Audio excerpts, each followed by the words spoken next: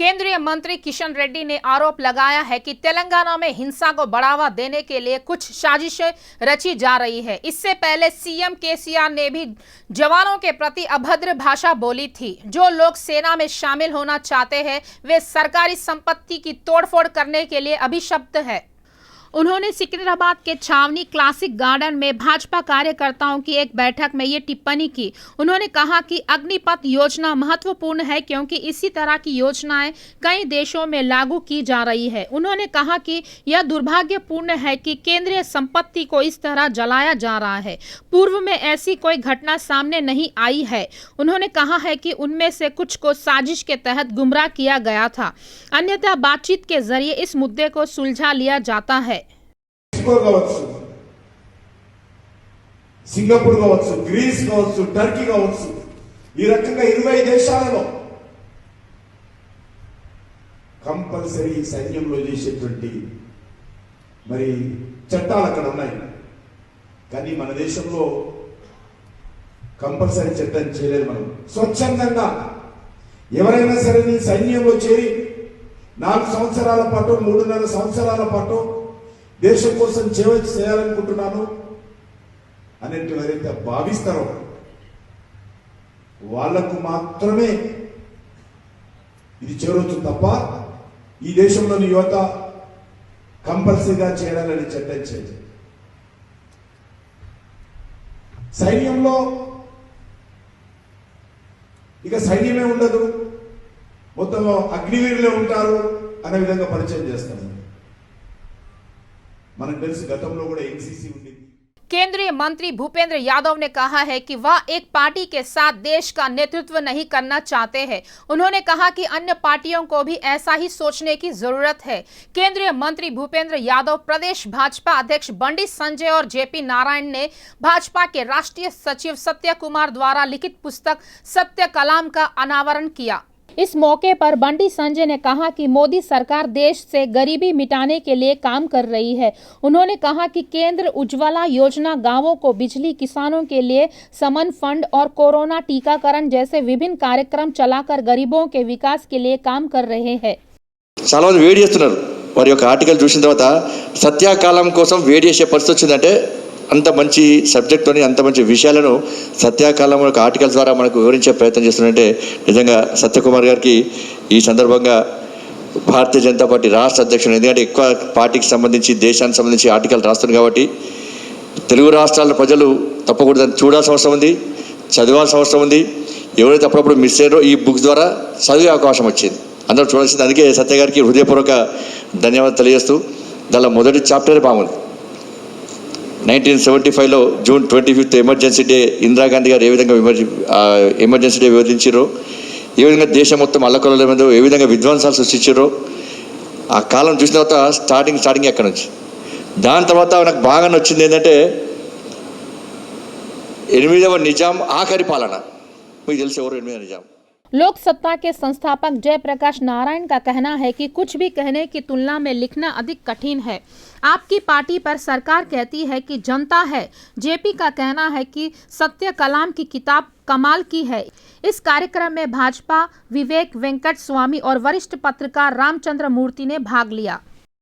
And I hope that will be emulated by every party functionary in every party. You can disagree without being disagreeable. And even when there are two diametrically opposite points of view, there are some elements where there is agreement. Mahatma Gandhi always said, if you start with the points of agreement, then see where the disagreement is and try to accept the other person's point of view to the extent possible, then there is a middle path possible. Otherwise, Telugulo తాబట్టను కుందేటికి మూడే కాళ్ళు అన్నట్టయితే there cannot be resolution. Hyderabad के शिल्पकला venue में शैक्षणिक संगोष्ठी के दूसरे दिन की शुरुआत हुई।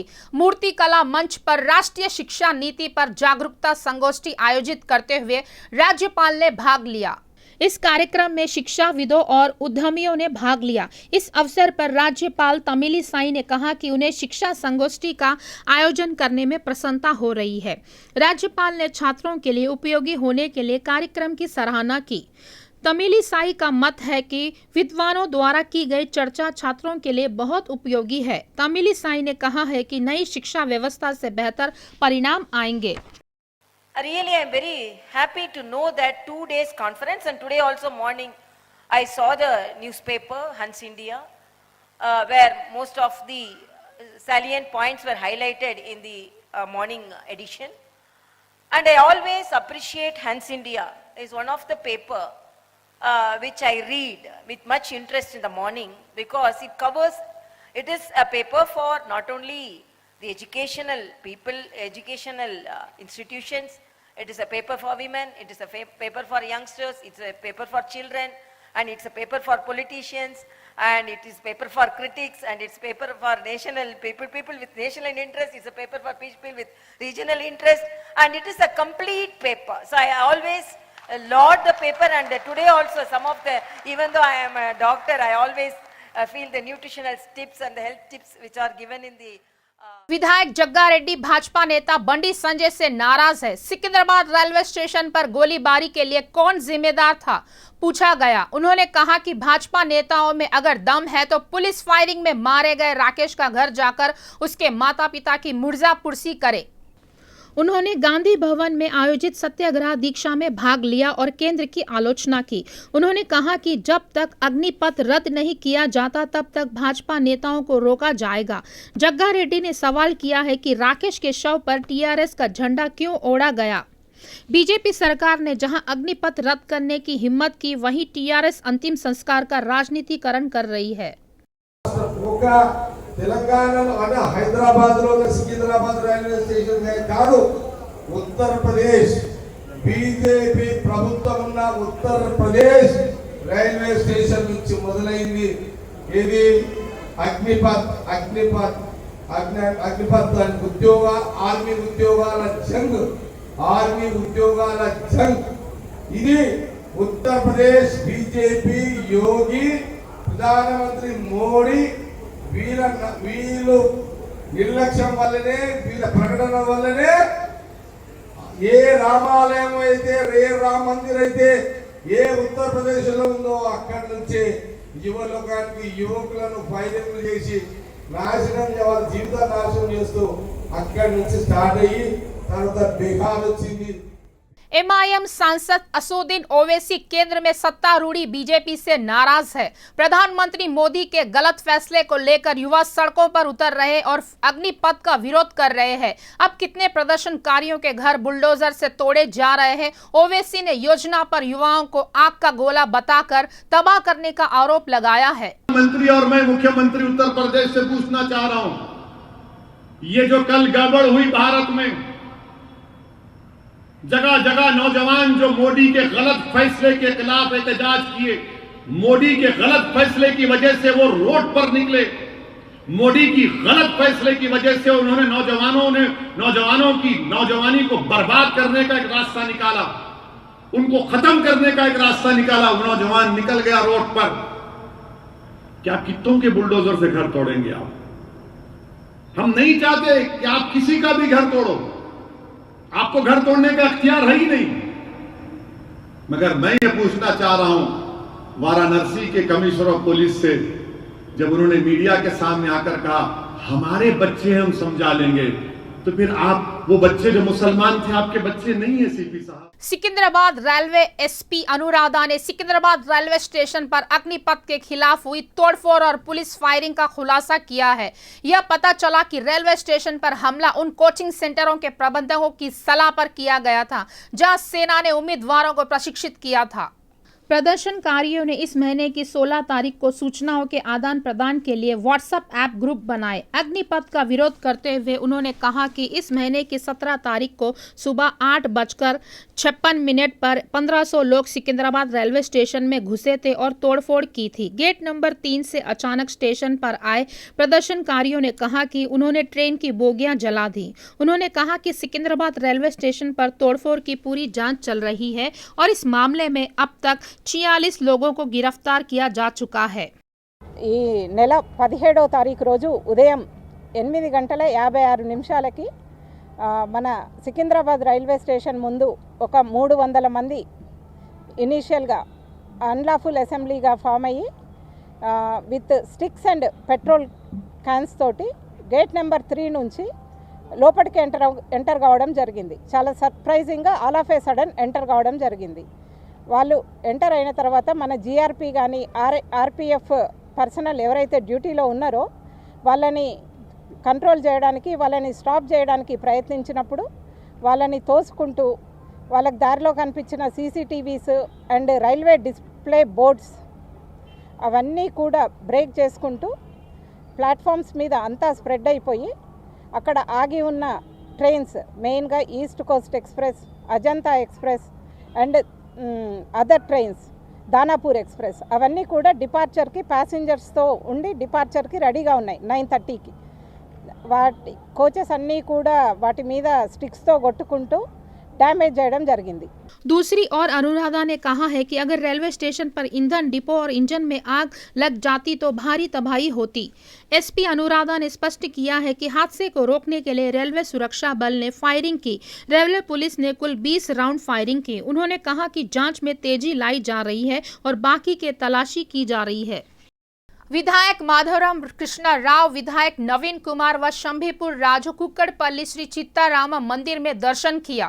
मंदिर प्रशासन ने चित्तारम्मा मंदिर में नया किचन और फंक्शन हॉल बनवाया है। इस कार्यक्रम में विधायक माधवराम, विधायक नवीन और शंभीपुर के राजाओं ने भाग लिया है। बाद में एक नवनिर्मित किचन और फंक्शन हॉल खोला गया। मंदिर के अधिकारियों ने मंदिर की रसोई और समारोह हॉल के निर्माण की लागत के लिए दानदाताओं को धन्यवाद दिया। बंजारा हिल्स में शुभ विवाह समारोह का आयोजन बखूबी किया गया। जेसीआई बंजारा हैदराबाद ने महिला अधिकारिता विंग के तत्वावधान में 11 जोड़ों से शादी की। जीएचएमसी मेयर गदवाल विजय लक्ष्मी इस कार्यक्रम में मुख्य अतिथि थी। मेयर विजय लक्ष्मी ने उसी मंच पर शादी करने वाले आयोजकों को बधाई दी। उन्होंने कहा कि दूल्हा और दुल्हन एक नए जीवन में प्रवेश करते हैं और पारस्परिक जीवन जीते हैं। First of all, I would like to congratulate the Women Empowerment Wing of JCI Banjara Hyderabad for organizing this mass marriage event. I really never expected it would be such a wonderful event. I think no parent would do such kind of an event, what you have done today and proved yourself. Very proud of you. A big applause to all of you. I congratulate all the newly wedded couples. And I wish you all a happy married life. Hope you all మీరందరూ కూడా మీ సుఖ సంతోషాలతో ఉండాలని మిమ్మల్ని దీవిస్తూ. Jubilee hills के विधायक मांगटी गोपीनाथ का कहना है कि अच्छा व्यक्तित्व दिव्य होता है। वेंगल राव नगर कॉलोनी श्री रामांजनेय स्वामी मंदिर के अध्यक्ष एन सुजाता का सहायता से यूसुफगुड़ा कृष्णकांत पार्क से 150 यात्रियों को निशुल्क शिरडी यात्रा के लिए व्यवस्था की गई। 3 ट्रैवल्स बसों को हरी झंडी दिखाकर रवाना किया गया। विधायक गोपीनाथ ने कहा है कि श्री रामांजनेय स्वामी मंदिर की अध्यक्ष सुजाता एक अच्छे व्यक्तित्व और परोपकारी स्वभाव की है। शिरडी साई की भक्त सुजाता ने उनके जैसे 150 भक्तों के दिव्य दर्शन के लिए हैदराबाद से 3 मुफ्त बसों की व्यवस्था करना सराहनीय है। गोपीनाथ ने कहा है कि उन्होंने शिरडी जाने वाले तीर्थ यात्रियों को आवश्यक आवास प्रदान करके अपनी उदारता और सेवा भी व्यक्त की है। వెంగళరావు నగర్ డివిజన్లోని మరి సిద్ధార్థ నగర్లో మా సుజాత గారు chairman, Sitaramayya temple chairman Vengalrao Nagar Sujatha గారు ఆధ్వర్యంలో ప్రతి సంవత్సరం షిరిడీకి ఒక 3 బస్సులు పెట్టి భక్తులందరినీ కూడా తీసుకెళ్తాం జరుగుతుంది. అదేవిధంగా ఈ సంవత్సరం కూడా ఈ షిరిడీకి దాదాపు 3 బస్సులు పెట్టి దాదాపు 120 మందిని ఇక్కడి నుంచి హైదరాబాద్ నుంచి షిరిడీకి తీసుకెళ్తాం జరుగుతుంది.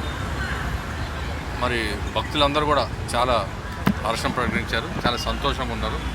ఎందుకంటే ఇట్లాంటి దాతలు కూడా ఉంటాం.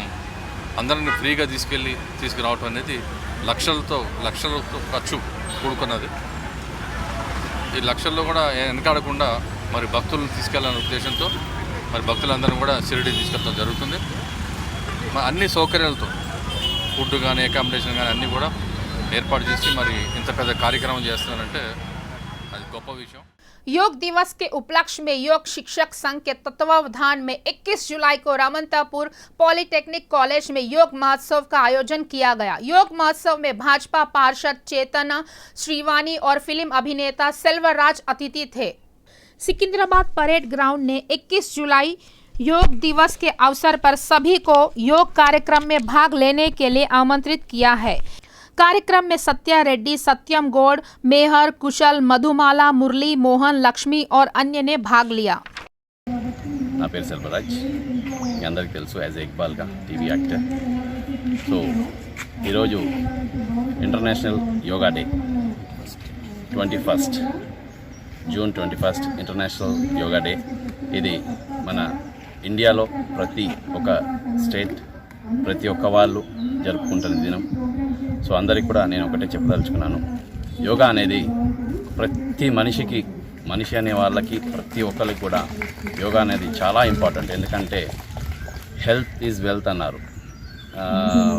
మనకి ఎంత డబ్బున్నా, ఎంత పేరున్నా, డబ్బున్నా, ఏమున్నా కూడా ఆరోగ్యం లేనిది ఏమీ లేదన్నది ప్రతి ఒక్కరికి కూడా తెలుసుకోవాలి. సో నేను ప్రత్యేకంగా అంటే నేను యోగా నాకు బిఫోర్ తెలియదు యోగా గురించి. उद्योग मंत्री केटी रामाराव ने केंद्र सरकार से तेलंगाना में विभिन्न सार्वजनिक क्षेत्र के उपक्रमों PSU को आवंटित भूमि सहित संपत्ति बेचने की अपनी योजना को वापस लेने की मांग की। इसके बजाय उन्होंने केंद्र सरकार को सार्वजनिक उपक्रमों को पुनः जीवित करने और मजबूत करने की संभावना का पता लगाने का सुझाव दिया। केटी रामाराव ने कहा, यदि यह संभव नहीं है तो राज्य सरकार को ऐसी भूमि नई औद्योगिक इकाइयां स्थापित करने का अवसर दिया जाना चाहिए। उन्होंने केंद्रीय वित्त मंत्री निर्मला सीतारमण को पत्र लिखकर कहा कि केंद्र सरकार की सार्वजनिक उपक्रमों को बेचने की योजना राज्य के अधिकारों का मजाक बनाने के अलावा और कुछ नहीं है। केटी रामाराव ने कहा, मैं मोदी सरकार से इन योजनाओं पर पुनर्विचार करने की अपील करता हूं। ऐसा नहीं करने पर तेलंगाना सरकार इस कदम में सख्ती से बाधा डालेगी। यह दुर्भाग्यपूर्ण है कि मोदी सरकार ने बेरोजगार युवाओं को रोजगार के अवसर नहीं दिए। उन्होंने सुझाव दिया कि यदि सार्वजनिक उपक्रमों को फिर से खोल दिया जाता है तो वे 1000 लोगों को प्रत्यक्ष रोजगार प्रदान करेंगे और अप्रत्यक्ष रूप से लाखों लाभान्वित होंगे। इसके बजाय केंद्र सरकार कंपनियों की बिक्री की सुविधा के लिए निवेश वापस लेने पर ध्यान केंद्रित कर रही थी। उज्जवल भुइया को तेलंगाना उच्च न्यायालय का मुख्य न्यायाधीश नियुक्त किया गया है। पिछले महीने मई में सुप्रीम कोर्ट कॉलेजियम ने सिफारिश की थी कि केंद्र राष्ट्रपति के आदेश जारी करे। इस बीच सतीश चंद्र शर्मा, जो वर्तमान में उच्च न्यायालय के सीजे है, को दिल्ली उच्च न्यायालय के मुख्य न्यायाधीश के रूप में स्थानांतरित कर दिया गया है। उज्जवल भुइया, जिन्हें उच्च न्यायालय के सीजे के रूप में नियुक्त किया गया था, वर्तमान में तेलंगाना उच्च न्यायालय में सेवारत है। सुप्रीम कोर्ट कॉलेजियम की सिफारिश पर जस्टिस उज्जवल भुइया को सीजे के रूप में पदोन्नत किया गया था। जस्टिस उज्जवल भुइया का जन्म 2 अगस्त 1964 को गुवाहाटी में हुआ था। डैन बास्को स्कूल गुवाहाटी में शिक्षित हुए। लोकल गवर्नमेंट लॉ कॉलेज से LLM पूरा किया। उन्होंने गुवाहाटी उच्च न्यायालय में अभ्यास किया। 2010 में गुवाहाटी उच्च न्यायालय में वरिष्ठ अधिवक्ता के रूप में शामिल हुए। 2011 में उन्हें अतिरिक्त AG असम नियुक्त किया गया था और उसी वर्ष अक्टूबर में उन्हें गुवाहाटी उच्च न्यायालय का अतिरिक्त न्यायाधीश नियुक्त किया गया था। उन्होंने 2019 में बॉम्बे हाईकोर्ट के न्यायाधीश के रूप में शपथ ली थी। 22 अक्टूबर 2021 को सीजे के रूप में तेलंगाना उच्च न्यायालय में स्थानांतरित किया गया। रच्चाकोंडा कमिश्नरेट के मीरपेट में चोरों ने एक युवक का ध्यान भटकाकर 68,000 रुपए लूटकर फरार हो गए। राजू नाम के एक युवक बड़गमपेट से 68,000 रुपए नगद लेकर आ रहा था। इसी दौरान कुछ युवकों ने उसे सुझाव दिया कि बैग से पैसे गिरने का खतरा है, इसीलिए वह पेस्ट पेपर में लपेट कर ले जाए। पंडित राजू ने कहा कि उन युवकों ने ही पैसे पेपर में लपेटकर स्कूटी में डाल दिया। हालांकि जब वह घर गया तो उसने महसूस किया कि उसके पास पैसे नहीं है। यह जानकर कि उसे धोखा दिया गया है, राजा ने पुलिस से शिकायत की। पुलिस ने कहा कि यह सारा दृश्य CCTV कैमरे में कैद हो गया है। पुलिस मामला दर्ज कर छानबीन कर रही है। मामला दर्ज कर लिया गया है और जाँच की जा रही है। భువనగిరి మాల్ పంపిస్తే అక్కడ నుంచి పైసలు ఆటో అయినా తెచ్చిండు. ఆటో అయినా మొన్న మా దగ్గర పిలిచిండు. అక్కడ నుంచి పైసలు కలెక్ట్ చేసుకున్నాడు. అక్కడ మళ్ళీ బండిలో కూర్చొని ఫోన్ చేసి పాకెట్లో వేసుకొని అక్కడ నుంచి వచ్చినప్పుడు మళ్ళీ రిటర్న్లో ఇక్కడ బాలాజీ దుకాణం బడంగపేట దగ్గర ఒక ఆయన ఆగాని అన్నాడు. అక్కడ ఆగిన తర్వాత నీ పైసలు కింద పడుతున్నాయని చెప్పిండు. చెప్పిన తర్వాత నేను బండి సైడ్లో ఆపి ఆయన గిట్ట నా పక్కన ఆగిండు. నా పక్కన ఆగిన తర్వాత న్యూస్ పేపర్లో పెట్టుకో అని చెప్పిండు. నేను వెళ్ళిపోతా ఇక్కడ ఉందని చెప్తే న్యూస్ పేపర్లో పెట్టుకొని న్యూస్ పేపర్ ఇచ్చిండు. న్యూస్ పేపర్ ఇచ్చిన తర్వాత నేను ఫోల్డ్ చేస్తున్నా, ఆయన కొంచెం ముందర వెళ్తా, మళ్ళీ ఆగి మళ్ళీ రిటర్న్ వచ్చి ఇట్లా కాదు ఇట్లా ఫోల్డ్ చేయాలని ఆయననే ఫోల్డ్ చేసి స్కూటీ డిక్కీలో వేసేసిండు. అక్కడ నేను మళ్ళీ తర్వాత ఇంటికి వెళ్ళిపోయినా. అక్కడ ఇంటికి వెళ్ళి డిక్కీ ఓపెన్ చేస్తే అక్కడ పైసలు లేవు. మళ్ళీ అక్కడ నుంచి మళ్ళీ బాలాజీ దుకాణం దగ్గర సీసీటీవీ కెమెరా చూడడానికి వెళ్ళిన తర్వాత ఆయన చూసలే. तेलंगाना में कोरोना एक्टिव मामलों की संख्या 2000 के पार पहुंच गई है। राज्य में फिलहाल 2266 लोगों का इलाज चल रहा है। पिछले 24 घंटों में 19,715 नमूनों का परीक्षण किया गया है और 236 का परीक्षण सकारात्मक रहा है। अकेले ग्रेटर में अधिकतम 180 नए मामले सामने आए हैं। रंगारेड्डी जिले में 28 और मेडचल मलकाजगिरी जिले में 13 मामले सामने आए। वहीं 122 लोग कोरोना से ठीक भी हुए हैं। कोई नई मौत की सूचना नहीं मिली, जबकि तेलंगाना में अब तक 7,96,055 कोरोना पॉजिटिव केस दर्ज किए जा चुके हैं। 7,89,918 लोग स्वस्थ हो चुके हैं। राज्य में अब तक 4,111 लोगों की कोरोना से मौत हो चुकी है। दक्षिण पश्चिम मानसून की शुरुआत के साथ ही राज्य में भारी बारिश हो रही है। हैदराबाद में कई हिस्सों में भारी बारिश हुई है। सिकंदराबाद, दिलसुखनगर, अंबरपेट, काचीगुड़ा, नलाकुंटा और गोलनाका में बारिश हुई है। मूसलाधार बारिश से सड़कों पर पानी भर गया है। कुक्कटपल्ली, निजामापेटा और बाचूपल्ली में भारी बारिश हुई है और नाले पर पहुंच गया है। Panjagutta, Banjara hills, jubilee hills और अमीरपेट इलाकों में वाहन चालक बुरी तरह प्रभावित हुए। शेरलिंगमपल्ली विधानसभा क्षेत्र के निचले इलाकों कच्चीबौली, माधापुर, रायदुर्गम, चंदानगर और मियापुर में आधे घंटे तक बारिश हुई। भारी बारिश के कारण लिंगमपल्ली ओल्ड मुंबई रोड पर रेलवे अंडरपास जलमग्न हो गया। इससे वाहन चालकों को काफी परेशानी हुई। हैदराबाद मौसम विज्ञान विभाग ने राज्य में अगले 3 दिनों के दौरान गरज के साथ हल्की से मध्यम बारिश की संभावना जताई है। भारत और साउथ अफ्रीका के बीच आज 5वां और आखिरी T20 मैच बेंगलुरु में बारिश के चलते रद्द हो गया है। इसके साथ ही सीरीज 2-2 की बराबरी पर खत्म हुई। आज के मुकाबले में साउथ अफ्रीका के कप्तान केशव महाराज ने टॉस जीता और पहले गेंदबाजी करने का फैसला किया था। मैच का कट ऑफ टाइम 10:02 तक था, लेकिन तब तक बारिश नहीं रुकी और मैच रद्द करना पड़ा। टीम इंडिया का स्कोर उस समय 3.3 ओवर में 28/2 था। भारत के लिए ऋषभ पंत और श्रेयस अय्यर नाबाद रहे। पूरी सीरीज में शानदार गेंदबाजी करने वाले भुवनेश्वर कुमार को मैन ऑफ द सीरीज चुना गया। उन्होंने सीरीज में 6 विकेट झटके। अगर आज टीम इंडिया मैच जीतती है तो इतिहास बन जाता है। आज तक कभी भी टीम इंडिया साउथ अफ्रीका को भारत में T20 सीरीज नहीं हरा पाई है। साउथ अफ्रीका पहली बार साल 2015 से 2016 में T20 सीरीज खेलने भारत आई थी। 3 मैचों की इस सीरीज में भारत को 2-0 से हार का सामना करना पड़ा था। आखिरी T20 मैच बारिश के कारण रद्द हो गया था। इस सीरीज में टीम के कप्तान महेंद्र सिंह धोनी थे। वहीं इसके बाद साउथ अफ्रीका की टीम 2019 से 2020 में T20 सीरीज खेलने भारत आई। इस सीरीज में भारतीय टीम के कप्तान विराट कोहली थे। 3 मैचों की सीरीज 1-1 से बराबर रही और इस सीरीज में भी एक मैच बारिश के कारण रद्द हो गया।